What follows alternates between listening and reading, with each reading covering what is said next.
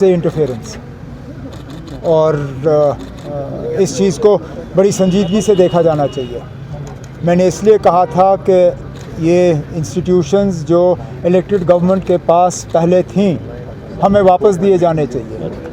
J&K power development corporation में power minister हूँ, लेकिन पावर डेवलपमेंट कॉरपोरेशन अभी तक इलेक्टेड गवर्नमेंट को वापस दिया नहीं गया है। और आप भी जानते हो, मैं भी जानता हूँ, अगर ये इल्ज़ाम मेरे किसी मिनिस्टर के ख़िलाफ़ लगा होता, अभी तक एसीबी वालों ने छापा लगाया होता।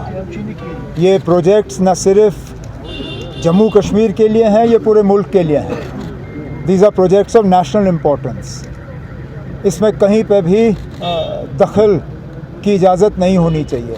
और फ़िलहाल मैं जानता हूँ ये एक ऑनरेबल एमएलए के बारे में बात की गई है, लेकिन किश्तवाड़ में हर प्रोजेक्ट में जो 2 ऑनरेबल एमएलएज़ ऑपोजिशन के हैं, कहीं ना कहीं वो दखल दे रहे हैं। और इसमें जो हमारे एजेंसीज़ हैं उनको अपना काम करना चाहिए। बड़े अफसोस की बात है, अब वो कहाँ से थे, कौन थे, मैं उसमें नहीं जाऊँगा। बेगुनाह लोग मारे गए। और मैंने हमेशा ये कहा है, जब ये हमारे यहाँ हुआ है, कहीं और हुआ है, कोई भी मज़हब आपको इस बात की इजाज़त नहीं देती कि आप इस तरह बेरहमी से किसी बेगुनाह का कत्ल करो।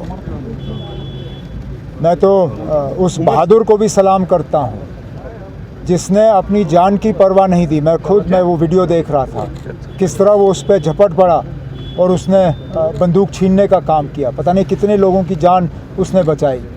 लेकिन ये बड़े अफसोस की बात है, होना नहीं चाहिए। सर्वाइवल के लिए हमें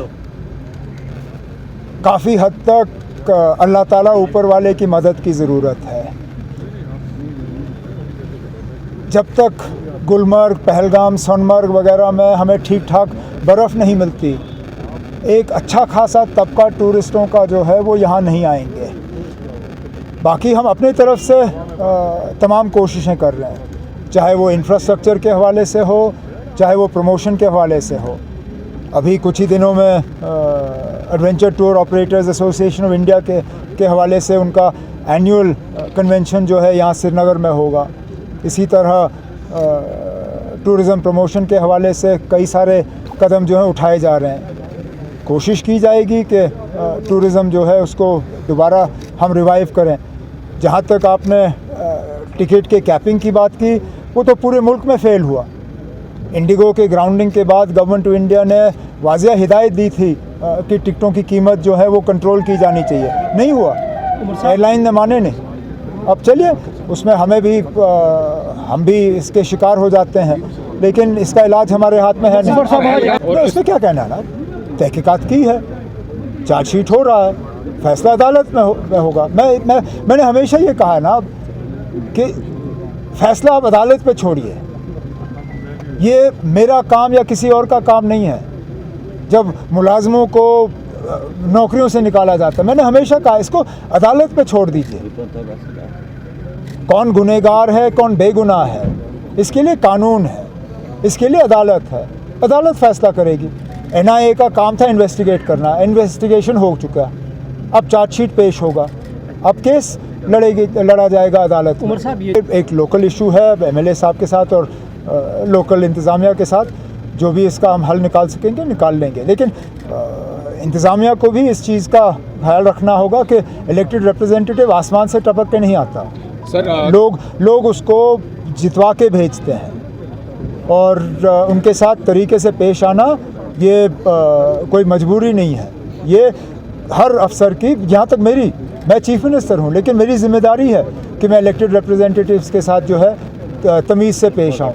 अब मेरी कोई मजबूरी नहीं थी कि मैं श्रीनगर डिस्ट्रिक्ट का रिव्यू कर लूँ, लेकिन इलेक्टेड रिप्रेजेंटेटिव्स हैं, लोगों ने इनको चुन के भेजा है। हमारी जिम्मेदारी है कि इनसे हम मशवरा करें और इनके राय के मुताबिक जो है अपना काम करें। इंडिया अलायंस को इससे कोई लेना देना नहीं है।